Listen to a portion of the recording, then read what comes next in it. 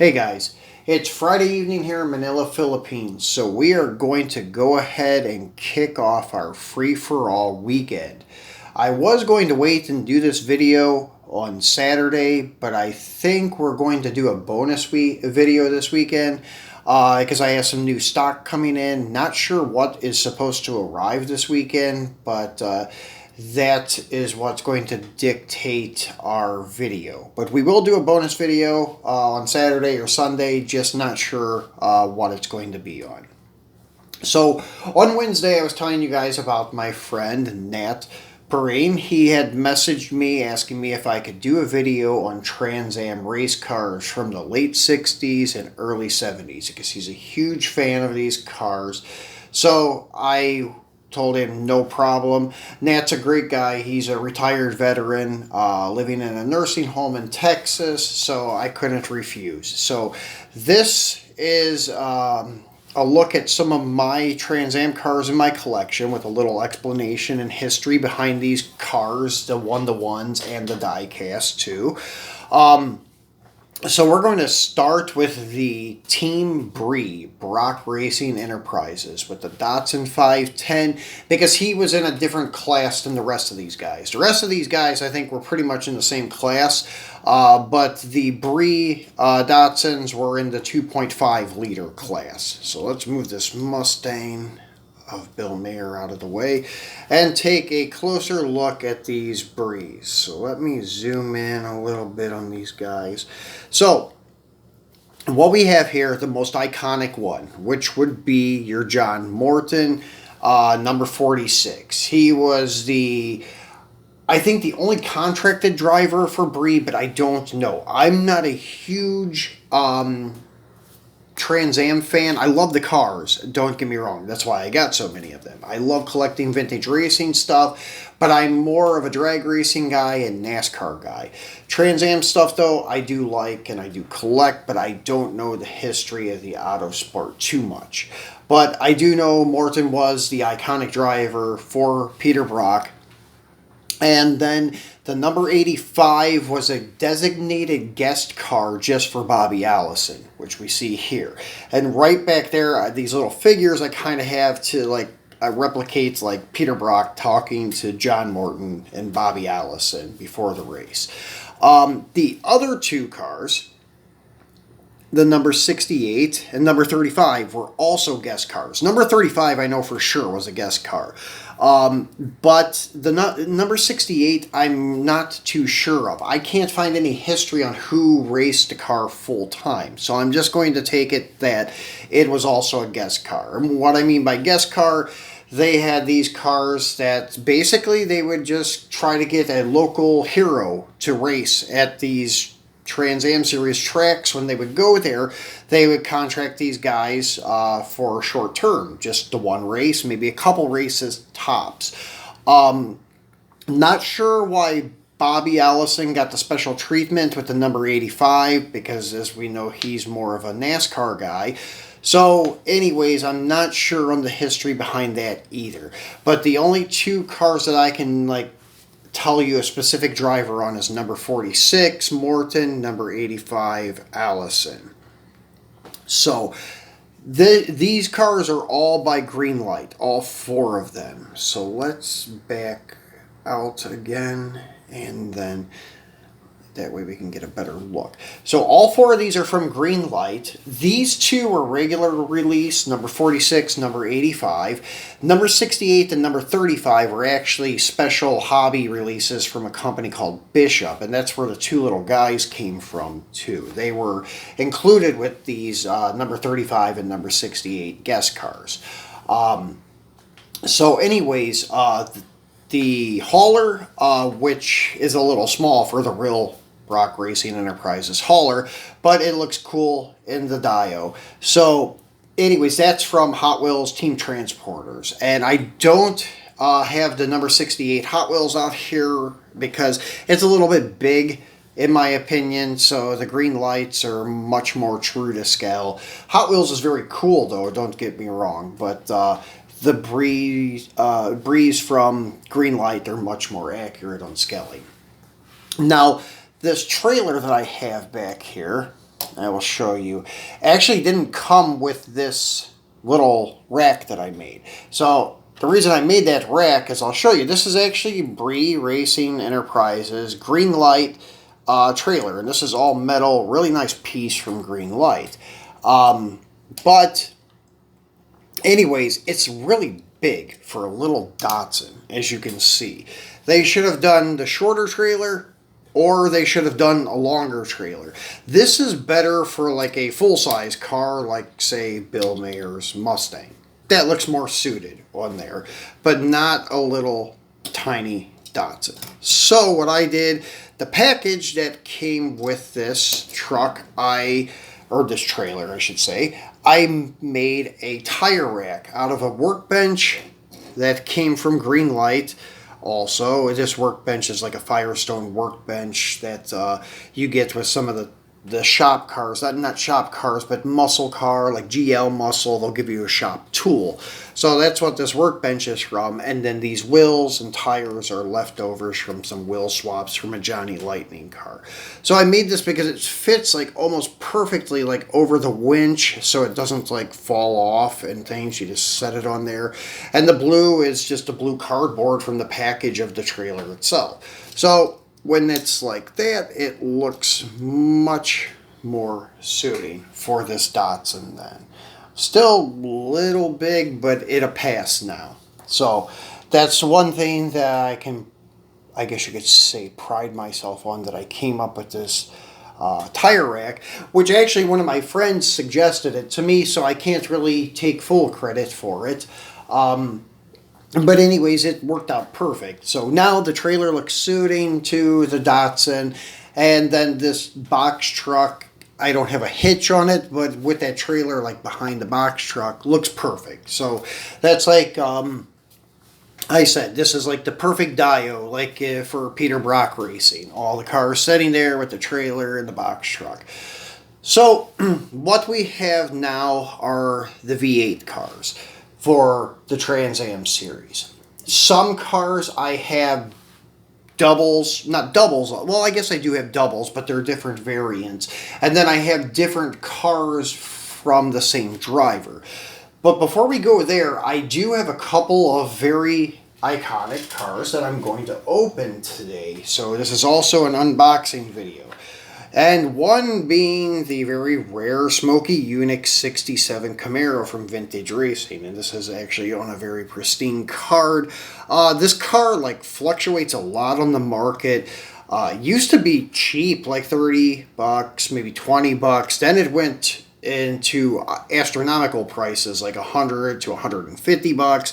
Now it's maintaining like 80 to 100 bucks. But yeah, this isn't one of the rare vintage racing cars in my opinion. I do have a couple of them, well, one that's really rare that I will go over with you guys shortly.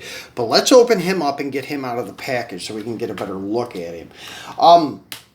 This one for Smokey Yunick is not so accurate because it's got these huge slicks on the back. It would be more suited for like a drag racing car, but for Trans Am series, they had, you know, the same size tire, same size slick on all four corners. So the Greenlight rendition of it is much nicer. But the Hot Wheels one is very, very iconic because of the 95 Treasure Hunt, of course. But this is still nice. The tampos, everything is done very nicely on the car. The gold-centered wheels, number 13, very nicely done car. Just as I said, the wheels should be the same size all the way around. But this is Hot Wheels for you. They always do that big and small thing. And not on all cars, but on some, and this is one of them. So this is an all-metal car and black painted base. Usually the car just has like a chrome or bare metal base. Doesn't usually have black painted bases. So that's something else unusual for this specific model of the 67 Camaro. So very cool car, and I do have a '66 Chevelle from this vintage racing set, which is very rare, and it's actually still upwards of like $150. And I actually got lucky and have a couple of them. So this will go great next to the Chevelle in the cabinet. Smokey Yunick did some great things for GM. He actually helped design the cross ram for the small block, and this car doesn't have it on it, and the hood doesn't want to open so good, so I'm not going to open the hood all the way on this one. But yeah, he did some great stuff like in NASCAR and also in Trans Am. In NASCAR, that '66 Chevelle I was telling you about that I have, he actually designed the first cowl induction with that car, and he like pushed all the rules in NASCAR to the very limits and ran that car. Then the '67Z, he was working on the cross ram for the DZ302 engine. So actually, I think they ran them in '67 to '69. It was on all of them, I believe. So very iconic figure for GM, Chevy, and for racing heritage. So he's very special person. It's about all I can say in the racing industry. So the next one I have, this one is not on a pristine card. Pretty beat up card. This is Dan Gurney's '68 Mercury Cougar. And after we take a look at this, I do have another car of Dan Gurney, which is actually one of my favorites. And speaking of Dan Gurney, I think he actually ran one of the guest cars for Brock Racing Enterprises one time. So he's one of the guys that did race. Maybe he was the person that was more notable for number 68, but I'm not sure on that. I just know that he ran one of the guest cars for Brock at Racing Enterprises. So here is his Cougar, which is very cool. This is not a car that you really thought of like for Trans Am racing. You would, like in '68 especially, you would think of like Camaros, Mustangs, and at that time I can't remember what Mopar was running, but anyways, Mercury, I wouldn't even have thought of them like being in the Trans Am series, but still yet pretty cool car.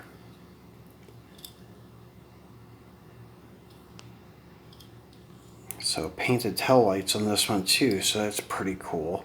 Painted grill. Yeah, the vintage racing stuff is very, very nicely done by Hot Wheels, but nowadays it's very, very expensive. Some more than others. So here is Dan Gurney's second car. This is my favorite. Then he signed with Chrysler in '70. This is the AAR Cuda that he ran. And then he had a teammate, which I don't remember his name, that had number 42. So this is a very cool car. And along with some of the vintage racing cars, you can see where I've touched up the number 48 a little bit with some white paint, because unfortunately they would stick to the card and it would peel some of the paint off the tampos. So if you ever open your vintage racing cars, be very careful with them. And this has a blacked out grille and headlights too, detailed tail lights, and also with the racing stripes from this paint job, which is pretty cool. So that was Gurney's second car that I have here. And since we're going in that direction, let's go ahead and take a look at Donohue's cars from Penske Racing. This is his Chevy Camaro, one of the more notable cars he had. Actually, I think the '67, '68 was more popular than the '69, but I'm not sure on that. But this is the last Chevy he ran before going to AMC, Penske and Donohue together. This car came from a set called Pony Wars, and it had, the second car was Parnelli Jones Boss 302. Now, this car is good looking. It actually, I think, is a little better than the vintage racing one. This is from the 100% sets, but the only thing that's strange is how they have the hood open. it opens to the front like a Corvette. And I thought maybe there was some reason, maybe Penske and Donohue had this done to the car, but I cannot find any record or any pictures of the car ever having this custom like front opening hood. So I really don't know like why they did this. But still, very cool casting. They did a pretty good job on it. So happy with it. The 100% stuff was always nice. And this one you could see even the chassis and the exhaust was designed for a Trans Am series. So it's very specific casting for this purpose. I don't remember that car in any other. The only thing I could think of is that they did share the body with the 100% Pro Street 69 Vets, and they had the front opening hood, I think, to clear the blower. So that may be why this car has that front opening hood. They didn't want to modify the casting. So second Donohue car. Now this is one of the more iconic vintage racing cars too. This used to be the hardest one to find. This is like when the BRE Datsun 510 of John Morton was like actually a pig warmer.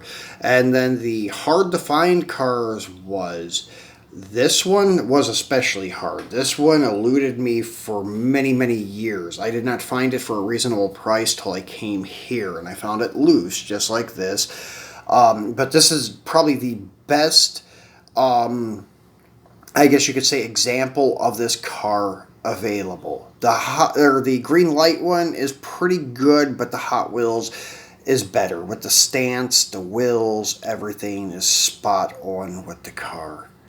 Could have used a little more detailing in the grille, and taillight area is pretty good. The grille and the interior could have used some more detailing, but hey, it was a retail car and it premium series, but still yet they're not making like club cars here. They're just premium like collector cars, but still yet intended for like toy use.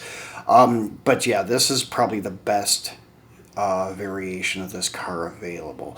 But yeah, this was the hardest one to find when I was collecting them when they first came out. Then you had the Petty Torino, the Petty 70 Roadrunner, and then the A.J. Foyt Torino, and then this were the top 4 hardest cars to find.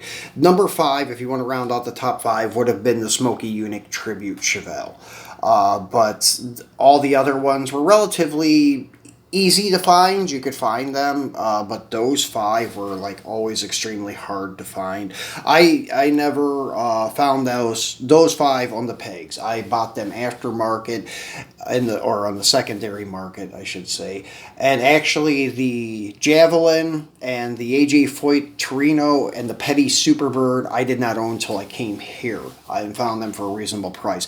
I still have yet to find the Petty Torino for a good price. So, and they just keep going up more and more all the time. These cars are overpriced in my opinion.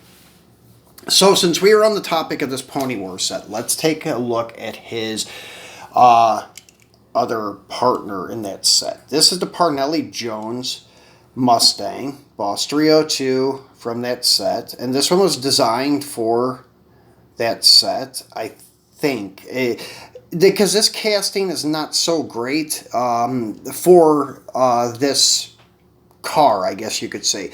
The next one I will show you is like spot on. It's also another vintage racing car.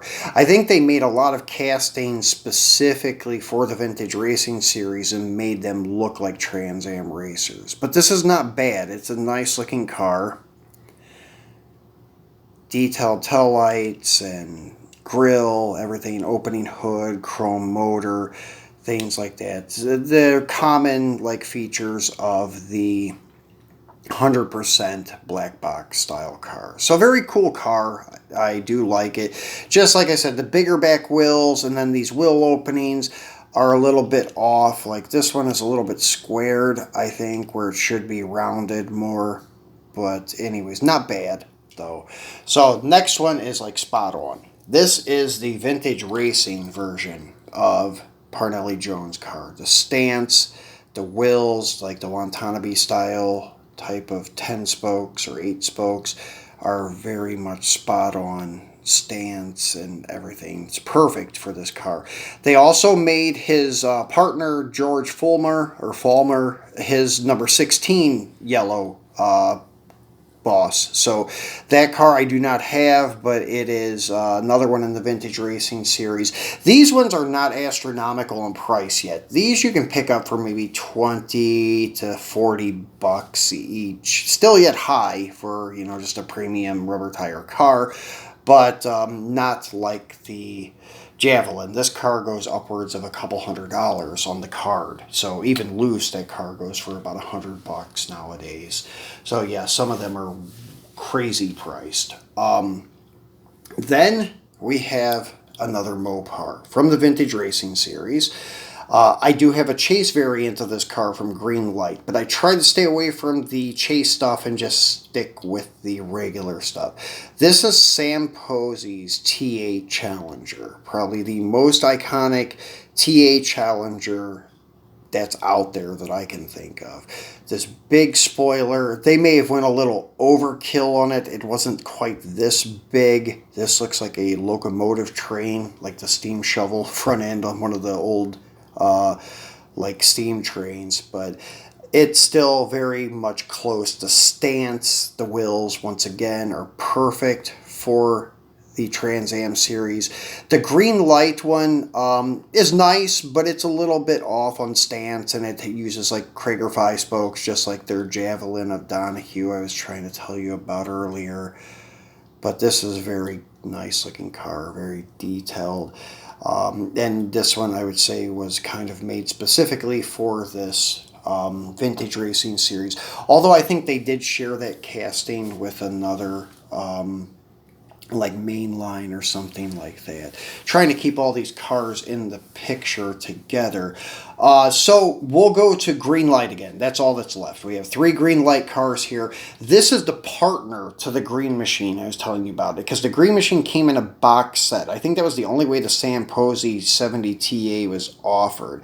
So this is the partner in that set. This is Bill Mayer's 67, I think, Mustang Coupe. But it's a cool car, opening hood. You don't see many coupes in the Trans Am series. They were all fastbacks, so this car like stands out and is very cool. I did like it just because it's different. It's not your typical fastback. So anyways, as I said, that's the partner to the Green Machine that I don't have out here right now. Next one is a Green Machine. The only reason is because I don't have the partner to it, and this is actually a very iconic car, because this is actually supposedly number 1 off the assembly line Z28, the 1967 Johnny Moore Camaro Z28. But as I said, this is the greenie, low number greenie too, number 10.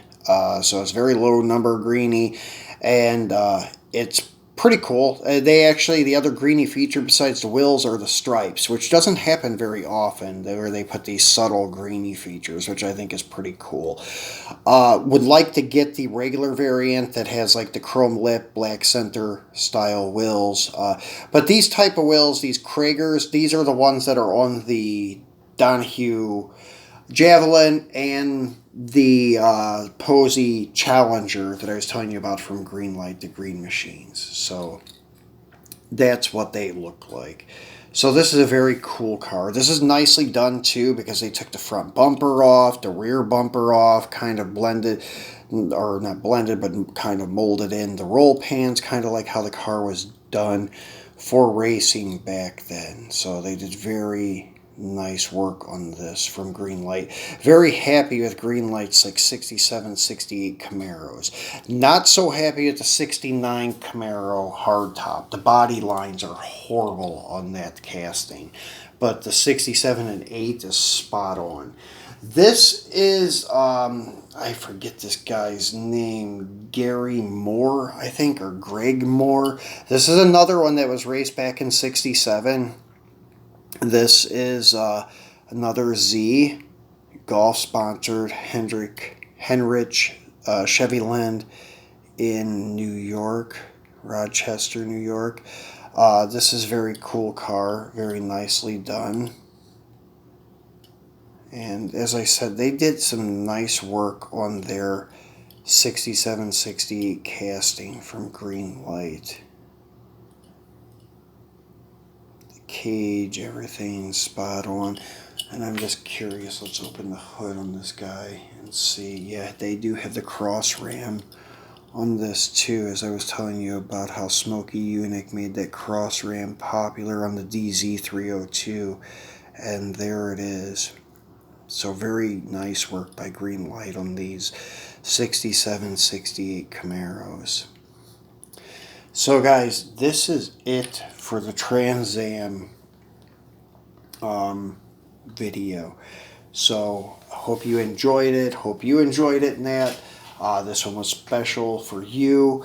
And then, as I said, guys, tomorrow or Sunday, I'll be doing a bonus video. Not sure on what yet. It depends on what comes in. So stay tuned for that. It'll kind of be like a surprise bonus video. If you have not subscribed yet, please remember to do so. Please like, give me a thumbs up on the video, share it if you really enjoyed it. And as I said, if you haven't subscribed, please do so. And I do appreciate all the people who are subscribers. So thanks for watching, guys, and I will see you tomorrow or on Sunday. Thanks for watching.